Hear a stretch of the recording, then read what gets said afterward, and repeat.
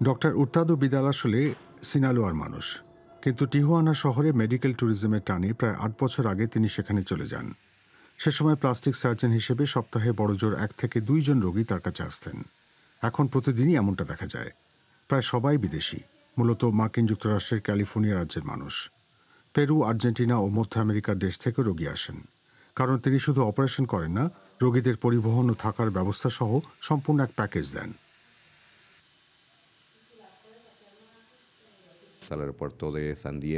আমরা নিজস্ব চালক পাঠিয়ে রোগীদের সান দিয়েগো বিমানবন্দর অথবা লস অ্যাঞ্জেলেস থেকে নিয়ে আসি।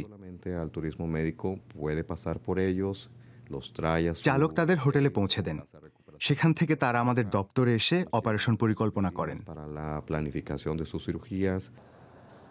করোনা মহামারীর পর থেকে টিহুয়ানা শহরে মেডিকেল ট্যুরিজম ৩ গুণ বেড়ে গেছে। এই খাত মেক্সিকোর বাহা ক্যালিফোর্নিয়া রাজ্যে বছরে প্রায় $২৫০ কোটি এনে দিচ্ছে। সেই রাজ্যে বছরে যে প্রায় ৪৫ লাখ পর্যটক আসেন, তাদের মধ্যে প্রায় অর্ধেকই মেডিকেল ট্যুরিস্ট। জন হেডরিচের মতো মানুষকে লস অ্যাঞ্জেলেসের তুলনায় এখানে অপারেশনের জন্য ৩০ থেকে ৮০% কম ব্যয় করতে হয়। শুধু তাই নয়, রোগীর দেখাশোনা ও চিকিৎসার মানও নাকি আমেরিকার তুলনায় ভালো। আজ তিনি ফেস লিফটিং ও আইলিড লিফট করাতে সেখানে এসেছেন। আমেরিকায় আমাকে অপেক্ষা করতে হয়।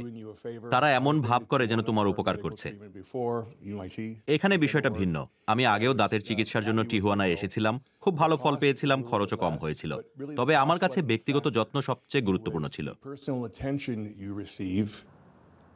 টিহুয়ানায় মেডিকেল ট্যুরিজম বছরে প্রায় 12% হারে বেড়ে চলেছে, কিন্তু গত বছরের শুরুতে একটা ধাক্কা এসেছিল। সীমান্তবর্তী শহরে নিরাপত্তার সমস্যার কারণে রোগীরা ভয়ে দূরে থাকছিলেন। তাছাড়া মেক্সিকোর মুদ্রা পেসোর বিনিময় মূল্য বেড়ে যাওয়ায় আমেরিকানদের জন্য ব্যয়ের মাত্রাও বেড়ে গিয়েছিল। জেনারেল প্র্যাকটিশনার হিসেবে আব্রাহাম সানচেস সমস্যার উৎস চিহ্নিত করে সমস্যার সমাধান করেছিলেন। তাছাড়া তিনি তুরস্ক, কলম্বিয়া ও কোস্টারিকার মতো দেশ থেকেও প্রতিযোগিতা লক্ষ্য করেছিলেন। ল্যাটিন আমেরিকার এই দেশগুলোই এস্থেটিক সার্জারির ক্ষেত্রে মূলত ব্যয়ের নিরিখে প্রতিযোগিতায় নেমেছে।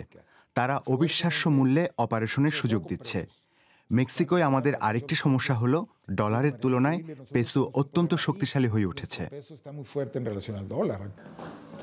তা সত্ত্বেও টিহুয়ানায় মেডিকেল ট্যুরিজমের রমরমা এখনও অক্ষুণ্ণ রয়েছে। যেমন একটি ভবনে একই ছাদের নিচে সবকিছুই রয়েছে: থাকার ব্যবস্থা, কনসালটেশন, অপারেশন থিয়েটার, হাসপাতাল, রেস্তোরাঁ, মনোরঞ্জন সবই রয়েছে।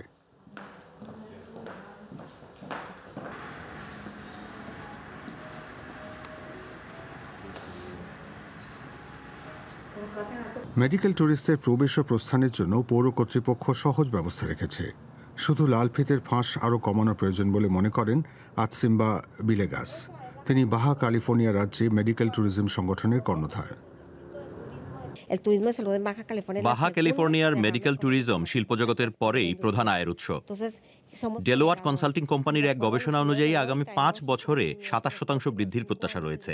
এর অর্থ রোগীর ঢল বাড়তে চলেছে, সেই সঙ্গে এই খাতে বিনিয়োগও বাড়বে। এভাবে টিহুয়ানা একসময় মেডিকেল ট্যুরিজমের ক্ষেত্রে বিশ্বের রাজধানী হয়ে উঠতে পারে।